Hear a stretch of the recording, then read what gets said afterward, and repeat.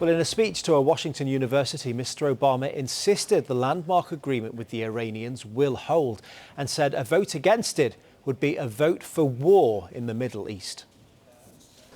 For Iran to cheat, it has to build a lot more than just one building or covert facility like Fordow. It would need a secret source for every single aspect of its program. No nation in history has been able to pull off such subterfuge when subjected to such rigorous inspections.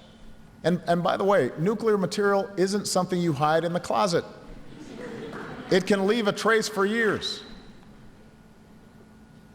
The bottom line is, if Iran cheats, we can catch them, and we will. Iran will remain a regional power with its own set of challenges. The ruling regime is dangerous and it is repressive. We will continue to have sanctions in place on Iran's support for terrorism and violation of human rights. We will continue to insist upon the release of Americans detained unjustly. We will have a lot of differences with the Iranian regime. But if we're serious about confronting Iran's destabilizing activities, it is hard to imagine a worse approach than blocking this deal.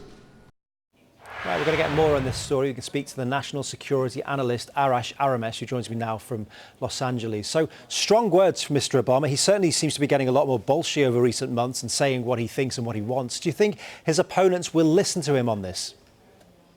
You know, this is his the final stretch of this game, and he's trying to lobby very hard for this deal to go through in what we call here the August recess. Some viewers might know that in the United States, U.S. Congress, both chambers, the House and the Senate, go into recess in the month of August. They're going to go back home. They're going to be with their constituents and in their districts, and they're going to get a lot of calls and a lot of town hall meeting, especially with angry opponents of this deal. So what Obama is trying to do is to make sure that his presidential veto, and we know that this deal is not going to have enough votes in the House or the Senate, but that doesn't mean that they're going to be able to override a presidential veto, and that's what they need to be able to completely undo this deal. So what Obama is trying to do is convince 36 Democrats in the Senate and about 138 Democrats in the House to be able to withhold a veto and also be able to make sure this still goes through. So he's coming out full force. He's telling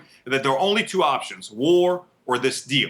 And he's saying, listen, while this deal may not be perfect, while the Islamic regime in Iran is still a terrorist sponsor of terrorism, state sponsor of terrorism, while the Iranian regime has a horrendous reputation and a human rights record, again, on this nuclear deal, this is the best we can get. It guarantees Israel's security. It helps our Arab allies in the Persian Gulf. And it also makes sure that Iran doesn't go towards a path of weaponization and nuclear enrichment towards a weapon in the near future.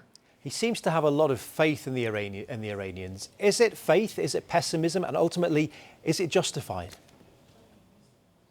You know, there's going to be pessimism regardless. And I really love this saying by Thomas Paine, a founding father, who used to say, a good compromise is one when both sides are equally unhappy. It seems in this case that the hardliners in both countries are unhappy. It also seems that the negotiators in both countries are somewhat happy and somewhat unhappy. That is called negotiating. It's the art of bargaining. You give something in return for something else.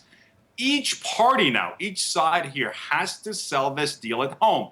President Rouhani of Iran is telling his domestic audience that, hey, we won this soccer match 3-2. Hey, they scored 2 goals on us, but we ended up scoring 3 more goals. President Obama here to his domestic audience is saying, we won this. We got a great deal. Iran is not going to have enough uranium and no plutonium whatsoever to go towards a weapon.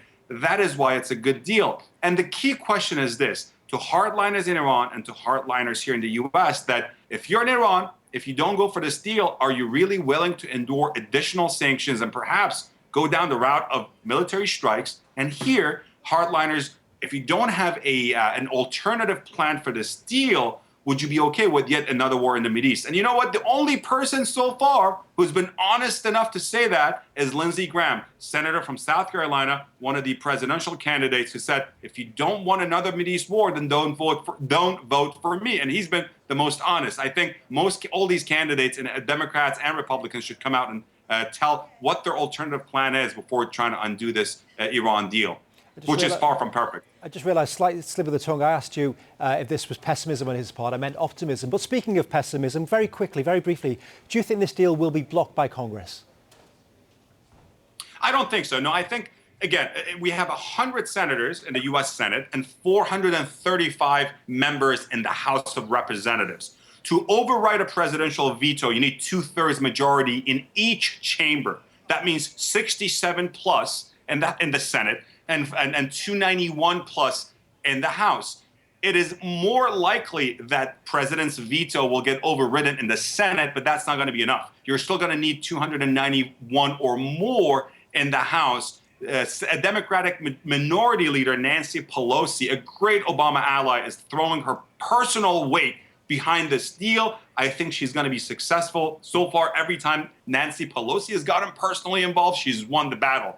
On the Senate side, though, I'm really keeping my eyes on Chuck Schumer, senior senator from the great state of New York, a great and good friend of Israel, has a lot of pro-Israeli constituency in his New York state.